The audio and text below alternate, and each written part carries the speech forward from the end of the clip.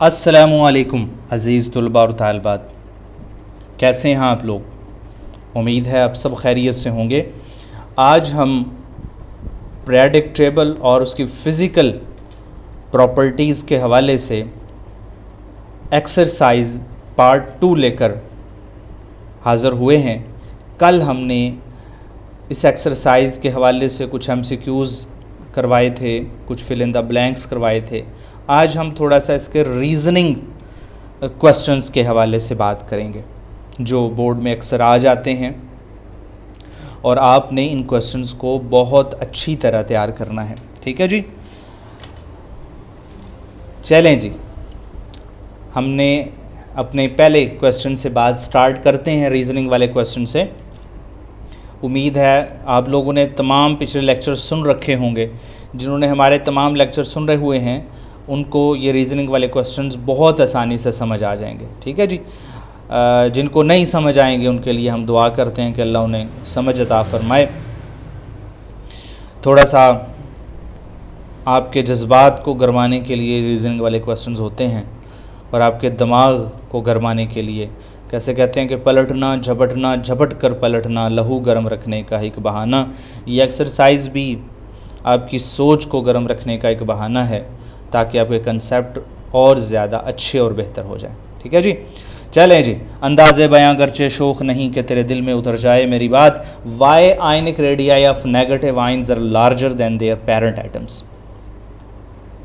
Negative ion जो हैं वो अपने पेरेंट एटम के मुकाबले में साइज़ में बड़े होते हैं। क्यों? सबसे पहले हम बात बताएंगे कि एनाइंस जो हैं, जो नेगेटिव आयन्स बिजने कहा जाता है, वो कैसे बनते हैं। Anions are found by gain of electrons. Size of anion will be larger than that of parent atom because the addition of one और more electron would result in the increase repulsion among the electrons and decrease in the effective nuclear charge on the electrons. जब electron add होते हैं किसी भी atom के valence shell में, ज़्यादातर हम बात करते हैं वैसे जब जिनमें इलेक्ट्रॉन ऐड होते हैं वो हमेशा नॉन मेटल्स होते हैं। ठीक है जी, जब उनके वैलेंस शेल के अंदर इलेक्ट्रॉन ऐड होते हैं तो न्यूक्लियर फोर्स ऑफ अट्रैक्शन जो है वो कमज़ोर हो जाती है, वीक हो जाती है, जिसकी वजह से जो है वो शेल जो हैं वो स्प्रेड होते हैं, थोड़ा सा न्यूक्लियस से दूर हो जाते हैं, जिसकी वजह से साइज़ इंक्रीज़ कर जाता है।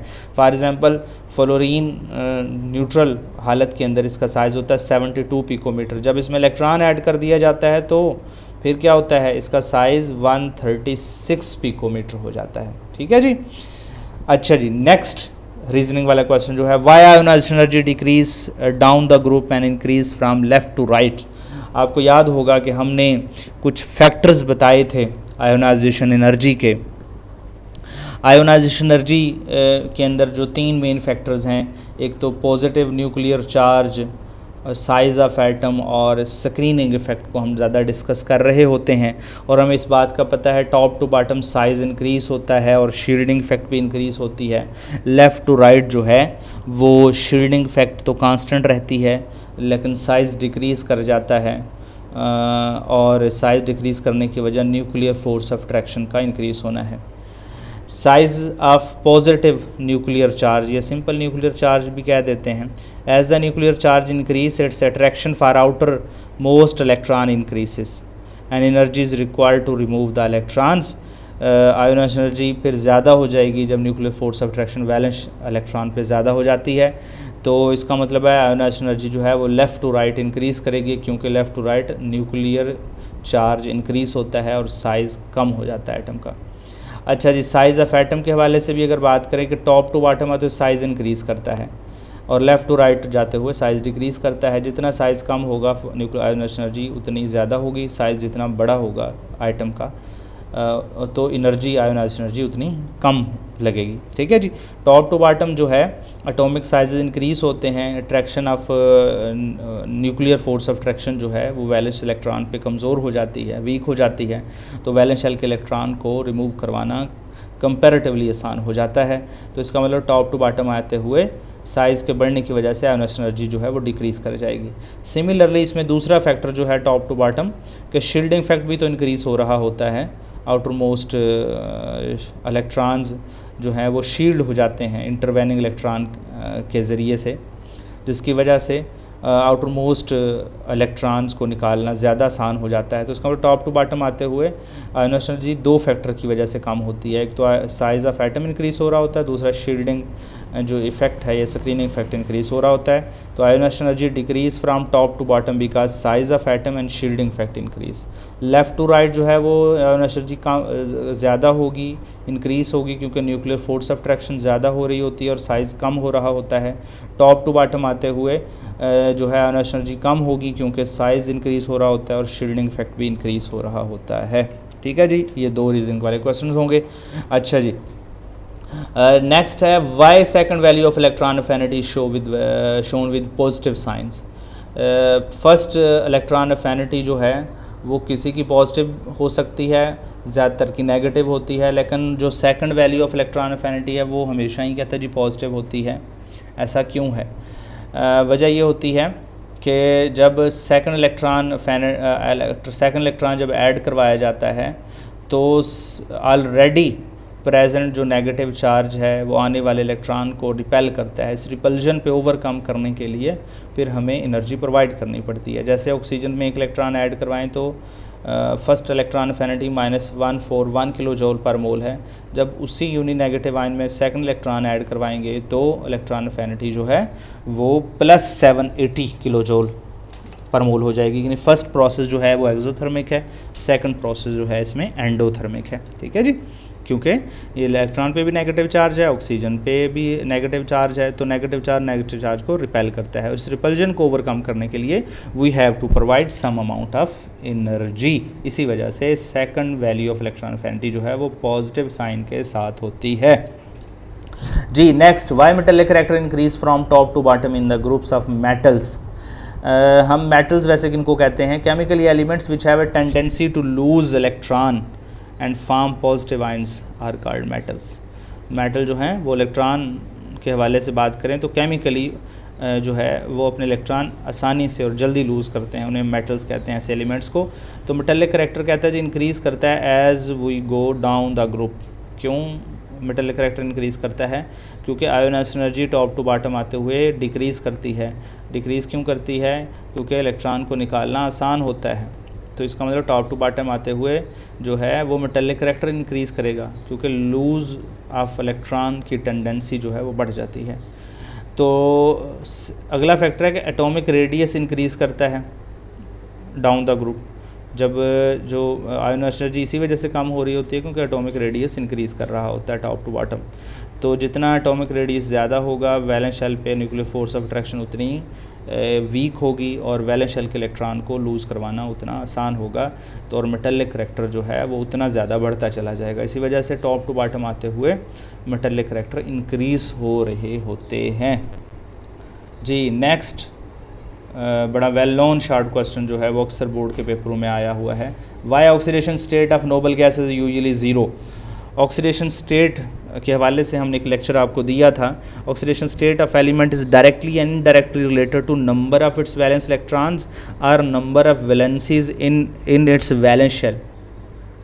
ठीक है जी, जो ऑक्सीडेशन स्टेट होती है या तो उसका ताल्लुक जो होता है वैलेंस शेल में इलेक्ट्रॉनों के साथ होता है, जितने वैलेंस इलेक्ट्रॉन होंगे उतनी ही उसकी ऑक्सीडेशन स्टेट होती है, लेकिन ये ज़रूरी नहीं कि उसके वैलेंस शेल में जितने इलेक्ट्रॉन हों उसकी ऑक्सीडेशन स्टेट भी वही हो सकती है। दूसरा इसमें फैक्टर हो सकता है कि वो कितनी वैलेंसी यानी कितने बॉन्ड बनाने की सलाहियत रखता है। जितने वो बॉन्ड बनाएगा जो फिर ऑक्सीडेशन स्टेट उसके साथ भी ताल्लुक़ रखती है, जैसे कोवेलेंट बॉन्डिंग है। ठीक है जी, कोवेलेंट बॉन्डिंग कैसे बनती है? इलेक्ट्रॉन की शेयरिंग से बनती है। और हर एटम के वैलेंस शेल के इलेक्ट्रॉन सारे के सारे शेयर नहीं होते, जितने शेयर हो रहे होते हैं उसी के हवाले से उसकी ऑक्सीडेशन स्टेट जो है वो मेंशन की जाती है। अच्छा जी, नोबल गैसेस के वैलेंस शेल जो है वो कम्प्लीटली फिल्ड होता है। इसका मतलब इसके पास कोई वैकेंसी नहीं होती, यानी इसको कोई ज़रूरत नहीं है बॉन्ड बनाने की। जब इसको बॉन्ड बनाने की कोई ज़रूरत नहीं है, ये अपने एटॉमिक फॉर्म में स्टेबल है, तो इसका मतलब फिर उसकी ऑक्सीडेशन स्टेट भी ज़ीरो होगी। ठीक है जी, नोबल गैसेस का आउटर मोस्ट शेल जो है वो कम्प्लीटली फिल्ड होता है। ठीक है जी, और कम्प्लीटली फिल्ड होने की वजह से वो नहीं पसंद करता, उसे कोई ज़रूरत नहीं है बॉन्ड बनाने की। ठीक है जी, इसी वजह से इसकी ऑक्सीडेशन स्टेट जो है यूजुअली ज़ीरो होती है। इसी वजह से नोबल गैसेस को ज़ीरो ग्रुप एलिमेंट्स भी कहा जाता है। हाँ जी, ये शॉर्ट क्वेश्चन जो है next, diamond is non conductor but graphite is fairly good conductor of electricity, why. ये शॉर्ट क्वेश्चन हम करवा चुके थे आपको पहले। ग्रेफाइट जो है वो इलेक्ट्रिसिटी को कंडक्ट करवा सकता है, डायमंड नहीं करवा सकता। पहली बात तो ध्यान में रखिएगा, डायमंड और ग्रेफाइट दोनों ही कार्बन के एलोट्रोप्स हैं, ठीक है जी, और दोनों ही कार्बन के एलोट्रोप हैं। एक में से इलेक्ट्रिसिटी कंडक्ट होती है, दूसरे में से क्यों नहीं होती? वजह ये होती है कि ग्रेफाइट के अंदर जो है कार्बन के वैलेंस शेल में 4 में से 3 इलेक्ट्रॉन तो बॉन्डिंग में बिजी होते हैं, लेकिन एक इलेक्ट्रॉन फ्री होता है, और जो फ्री इलेक्ट्रॉन होता है वो मूव कर सकता है, तो इसको हम कहते हैं डीलोकलाइज्ड इलेक्ट्रॉन। डीलोकलाइज्ड इलेक्ट्रॉन होगा तो वो इलेक्ट्रिसिटी को भी कंडक्ट करवा सकेगा। डायमंड के अंदर जो है वो कार्बन के वैलेंस शेल में 4 इलेक्ट्रॉन होते हैं, वो चारों ही बॉन्डिंग में बिजी होते हैं, तो no free electron is available for electricity conduction. तो इस वजह से जो डायमंड है वो नॉन कंडक्टर है, दूसरे लफ्ज़ों में इसको हम इंसुलेटर भी कहते हैं जी। नेक्स्ट क्वेश्चन है, why D block and F block elements are called transition elements. पहले तो ट्रांजिशन एलिमेंट्स कौन से होते हैं? ट्रांजिशन एलिमेंट्स ऐसे एलिमेंट्स को होते हैं जिनके पास पार्शली फ्री डी या एफ ऑर्बिटल्स होता है। जो डी ब्लॉक के एलिमेंट्स होते हैं इनको हम आउटर ट्रांजिशन एलिमेंट्स कहते हैं। जो एफ ब्लॉक के एलिमेंट्स होते हैं उन्हें हम इनर ट्रांजिशन के एलिमेंट्स कहते हैं, जिसमें लेंथेनॉइड्स, रेक्टिनॉइड्स आ जाते हैं, ठीक है जी। ये तो हो गया ट्रांजिशन एलिमेंट्स के बारे में, प्रेडिक्ट टेबल के हवाले से थोड़ी सी इन्फॉर्मेशन। ट्रांजिशन एलिमेंट्स कहने की वजह क्या है? इसकी वजह यह है कि they lie between the S block and P block elements. ये एस ब्लॉक और पी ब्लॉक एलिमेंट्स के बिल्कुल दरमियान में होते हैं। उनकी प्रॉपर्टी जो हैं वो मेटल्स और नॉन मेटल्स के दरमियान में होती हैं, ना ही प्योर जो हैं वो metallic properties just like alkali metals और अल्कलाइन अर्थ मेटल जैसी शो करते हैं, और ना ही ये फुली प्रॉपर्टीज़ पी ब्लॉक के नॉन मेटल्स मेटलॉइड जैसी शो करते हैं। इनकी प्रॉपर्टीज़ इन बिटवीन होती हैं, ठीक है जी। अच्छा जी, इस वजह से जैसे कि हम कहते हैं जी अल्कली मेटल्स की इलेक्ट्रोनेगेटिविटी जो है वो कम है, और जो नॉन मेटल्स हैं उनकी इलेक्ट्रोनेगेटिविटी ज़्यादा है। तो जो ट्रांजिशन एलिमेंट्स हैं इनकी इलेक्ट्रोनेगेटिविटी ना ही बहुत लो होती है ना ही बहुत हाई होती है। इसका मतलब ये इलेक्ट्रोनेगेटिविटी प्रॉपर्टी जो है ये ट्रांजिशन है, इंटरमीडिएट है in between the S block elements and P block elements. इसी वजह से इनको हम ट्रांजिशन एलिमेंट्स कहते हैं, because of their transition behaviour between the S block and P block elements. ठीक है जी, उम्मीद है आपको ये क्वेश्चन समझ आ गया होगा। जी next, hydration energy of following ions in order, aluminium +3 cation, magnesium +2 cation और सोडियम +2 केटाइन में एक ऑर्डर बनाया हुआ है कि एल्यूमिनियम +3 केटाइन की आयोनेशन एनर्जी हाइड्रेशन एनर्जी ज़्यादा होती है मैग्नीशियम की, उसके बाद फिर इसके बाद सोडियम आयंस की। हाइड्रेशन एनर्जी के बारे में हमारा पूरा डिटेल के साथ लेक्चर मौजूद है। हाइड्रेशन एनर्जी बेसिकली इसको हम हाइड्रेशन इंथैल्पी भी कहते हैं। जब 1 मोल किसी गैसेस आयंस का सफिशेंट वाटर के अंदर डिज़ोल्व किया जाए डिल्यूट सोल्यूशन बनाने के लिए, उसको हम हाइड्रेशन एनर्जी कहते हैं। और हाइड्रेशन एनर्जी 2 चीज़ों पर डिपेंड कर रही थी, साइज़ ऑफ आयन पे और चार्ज डेंसिटी पे। यहाँ पे हम जो फैक्टर डिस्कस करेंगे दोनों ही फैक्टर्स आ जाएंगे। जितनी चार्ज डेंसिटी ज़्यादा होगी साइज़ उतना कम होगा।